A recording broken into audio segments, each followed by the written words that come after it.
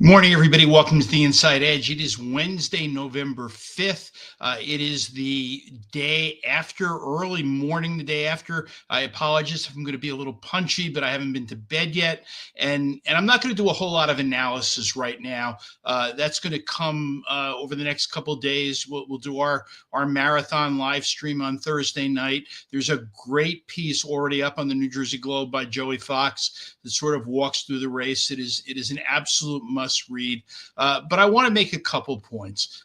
Number one, the polls just sucked. They were unreliable. They created an anticipation of something that may never have been there. And I mean, I look at them and, the Atlas Intel, Cheryl +1, Fox, Cheryl +7, The Hill, Cheryl +2. That was Emerson. Suffolk had her up 4. Quinnipiac up 7. The really, really shitty Eagleton Rutgers poll that had her up 5 with data that was 15 days old.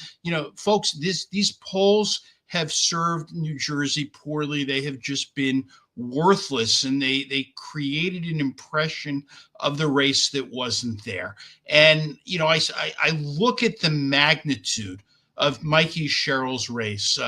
She won it by 13 points, more than 400,000 votes. She had coattails in assembly races. This was a horrible, horrible Republican year for a lot of reasons that we're going to get into later. But I sort of have to wonder whether, if you go back in time, whether this was all just inevitable. Did New Jersey spend, what maybe $200 million on a race that was never really in question in the first place? And that's really a question, because I don't know the answer to that right now.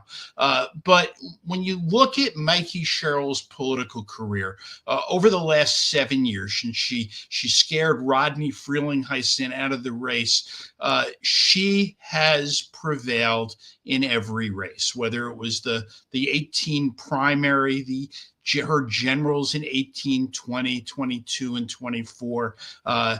When she became a candidate for governor, there was never a poll, not a good poll, not a crappy poll, that ever had her anything other than first place. She won that primary solidly. Now I look at the general, and you just sort of wonder whether, maybe this was just meant to be. This is maybe the natural course for New Jersey. There is just so much to talk about of what, how we dissect this race down the road when we look at maps, when we look at places that Cheryl won. She won Bridgewater, she won Hillsborough, she won Hamilton big. These swing towns went for her in a way that's really going to be worth looking at. And we've got to look at really what the future of the Republican Party is in New Jersey. And where they're going to go from here. I'm not really sure the answer to that, other than the fact that you're looking at a bunch of assembly upsets. The races that were supposed to be in play for the Republicans, District 3, just didn't materialize. Now what you've got is a possible upset in District 2, possible upset in District 25, 2 incumbents swept out in District 21, and a whole lot of members of the Assembly Democratic Caucus that got there on their own, and they don't owe anybody anything. And that, everybody, might really change the way New Jersey politics is. Anyway, that's all I have for today.